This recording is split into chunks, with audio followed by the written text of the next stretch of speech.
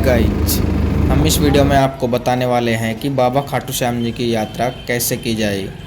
आपको अपने अपने स्थान से रिंगस जंक्शन के लिए ट्रेन पकड़नी होगी। यदि आपके स्थान से रिंगस जंक्शन के लिए कोई ट्रेन नहीं जाती तो आपको जयपुर जंक्शन तक आना होगा बाई ट्रेन या बाई बस। अगर आप बस द्वारा यात्रा करना चाहते हैं तो आप बस द्वारा भी खाटू श्याम जी के वहाँ जा सकते हैं। उसके लिए आपको जयपुर सिंधी कैंप से प्लेटफॉर्म 2 से बस पकड़नी होगी और बस पर जयपुर टू खाटू श्याम जी लिखा होगा। सिंधी कैंप बस स्टैंड से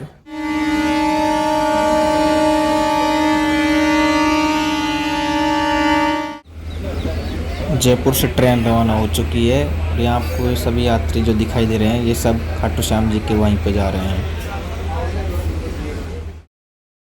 सावन का ये मौसम कुछ याद दिलाता है, किसी के साथ होने का एहसास दिलाता है। फिजा भी सर्द है, यादें भी ताज़ा हैं। ये मौसम खाटू श्याम जी का प्यार दिल में जगाता है। कई देवता इस दुनिया में हैं, सबके रूप सुहाने हैं। खाटू में जो सज कर बैठे हैं, हम बस उनके दीवाने हैं। हम बस उनके दीवाने हैं। हम रिंगस जंक्शन पे पहुंच चुके हैं। फ्रेंड्स, हम तुमको रिंगस जंक्शन दिखाते हैं। जैसे कि आप सामने देख पा रहे हैं, ये लिख रखा रिंगस जंक्शन। अब हम पहुंच चुके हैं। खाटू नरेश की जय। ये भी वहाँ टाइम लगेगा 2 घंटे।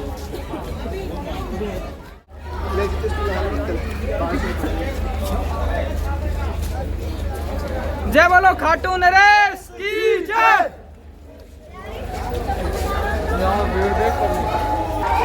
जय बोलो खाटू नरेश की जय।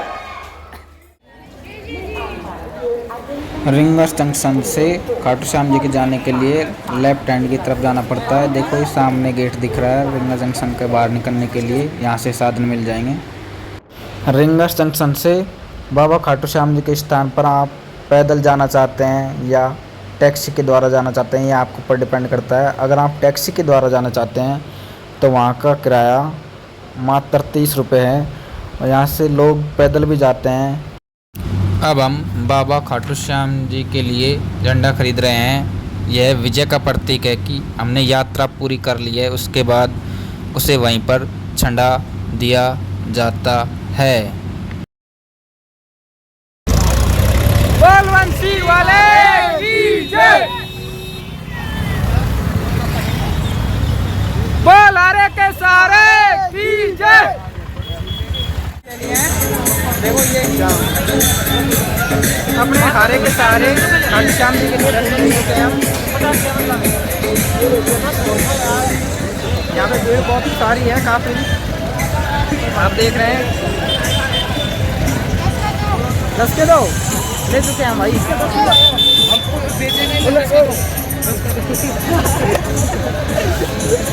बोल खाटू नरेश की जय। बलवंशी वाले की जय।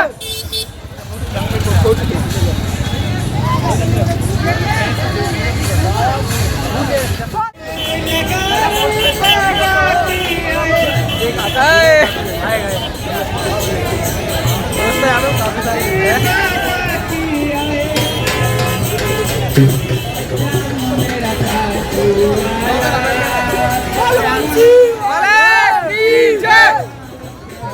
बोलारे के सारे की जय।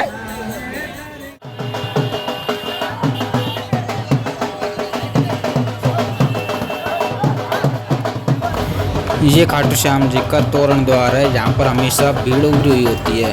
यहाँ ढोलक बजते रहते हैं।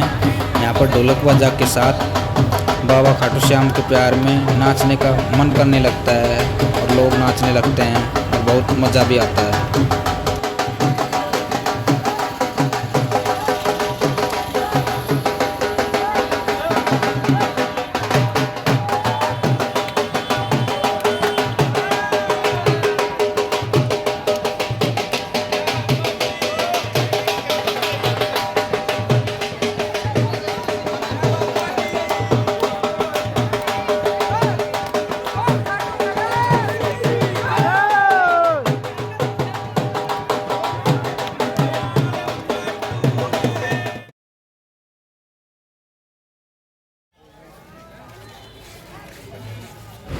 यूं ही नहीं कहते हारे का सहारा बाबा खाटू श्याम हमारा। खाटू श्याम को भगवान श्री कृष्ण के कलयुगी अवतार के रूप में जाना जाता है। ऐसा कहे जाने के पीछे एक पौराणिक कथा है। राजस्थान के सीकर जिले में इनका भव्य मंदिर स्थित है, जहां हर साल बड़ी संख्या में लाखों में श्रद्धालु आते हैं। लोगों का विश्वास है कि बाबा श्याम सबकी मुरादें पूरी करते हैं और रंग को भी राजा बना सकते हैं। बाबा खाटू श्याम का संबंध महाभारत काल से माना जाता है। यह पांडु पुत्र भीम के पोते थे। ऐसी कथा है कि खाटू श्याम जी की अपार शक्ति और क्षमता से प्रभावित होकर श्री कृष्ण ने कलयुग में अपने नाम से पूजे जाने का वरदान दिया। लाक्षागृह की घटना में प्राण बचाकर जब पांडव वन वन भटक रहे थे तो उनकी मुलाकात हिडिंबा नाम की एक राक्षसी से हुआ। यह भीम को पति के रूप में प्राप्त करना चाहती थी। माता कुंती की आज्ञा से भीम और हिडिंबा का विवाह हुआ, जिससे घटोत्कच का जन्म हुआ। घटोत्कच का पुत्र हुआ बर्बरिक, जो अपने पिता से भी शक्तिशाली और मायावी था। बर्बरिक देवी का उपासक था। देवी के वरदान से उसे 3 दिव्य बाण प्राप्त हुए थे, जो अपने लक्ष्य को भेद कर वापस लौट आते थे। इनकी वजह से बर्बरिक अजय हो गया था।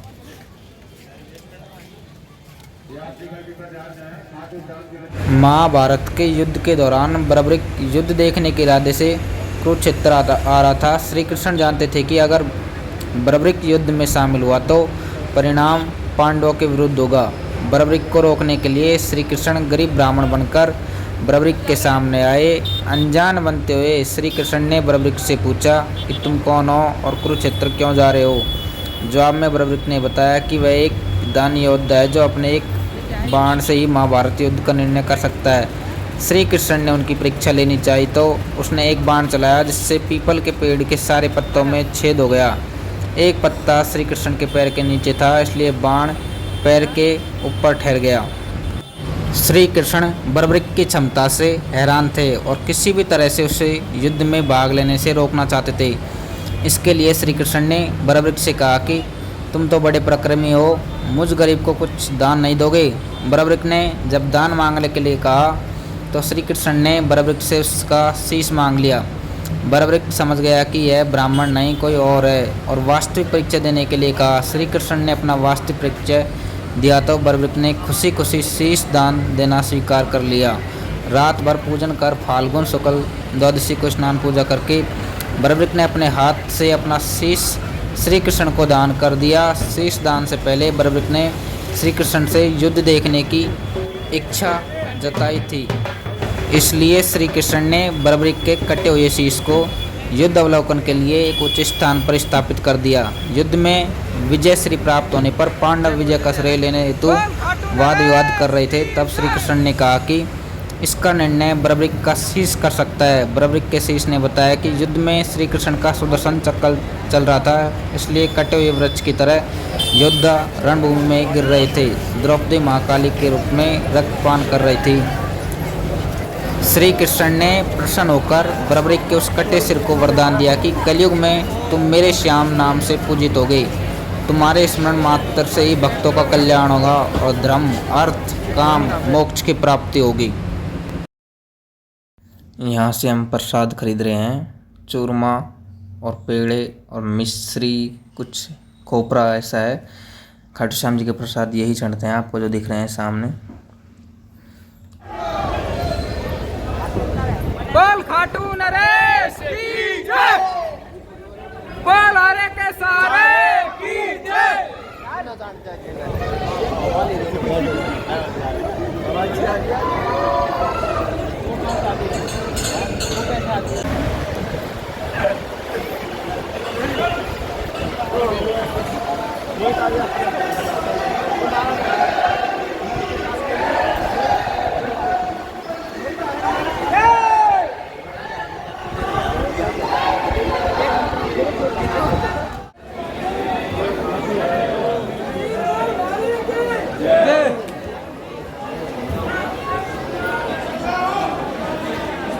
जय श्री श्याम, जय श्री श्याम, जय श्री श्याम, जय श्री श्याम, जय श्री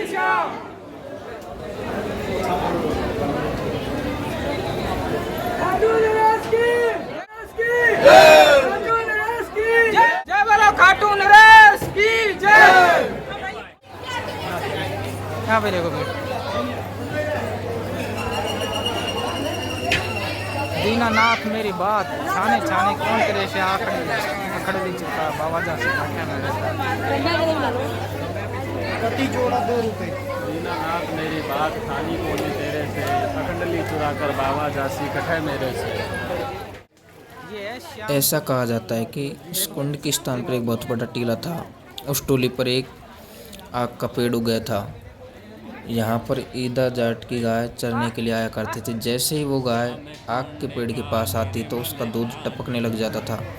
गाय के दूध कम होने से ईदा को शंका हुई। अगले दिन ईदा गाय के साथ उसके चरने वाले स्थान पर आया और उसने अपनी आंखों से आग के पेड़ के पास गाय का दूध टपकते देखा। ऐसा होता देख उसे बड़ा आश्चर्य हुआ और वो सोच में पड़ गया। उसी रात ईदा के सौपन में श्याम बाबा ने कहा कि तुम्हारी गाय का दूध शक्ति से मैं पीता हूँ। मैं आग के पेड़ नीचे जमीन में मूर्ति के रूप में दबा हुआ हूँ। यहाँ के राजा से कह दो कि यहाँ कुंड खुदवाकर मेरी मूर्ति को निकलवाए। समस्त जनता मुझे श्याम नाम से पूजेगी। जब राजा को यह बात बताई गई तो राजा ने उस स्थान पर खुदाई करवाई। उस खुदाई में बर्बरिक का शीश निकला जिसकी आज श्याम नाम से पूजा की जाती है। खुदाई की जगह पर कुंड बनवाया गया जिसे आज श्याम कुंड के नाम से जाना जाता है। श्याम कुंड से निकली मूर्ति को बाजार में स्थित एक शिवालय के पास मंदिर बनवाकर स्थापित करवाया गया। श्याम कुंड अपने चमत्कारों के लिए भी प्रसिद्ध है। इससे रोगों का निवारण, विवाह, धन प्राप्ति, सुख शांति की प्राप्ति और आत्मिक उन्नति होती है। वीडियो अच्छी लगी हो तो दोस्तों लाइक, शेयर एंड सब्सक्राइब जरूर कीजिएगा। अच्छी नहीं लगी हो तो आप डिसलाइक भी कर सकते हैं, यह आपके ऊपर डिपेंड कर सकता है, बट मुझे अच्छा नहीं लगेगा।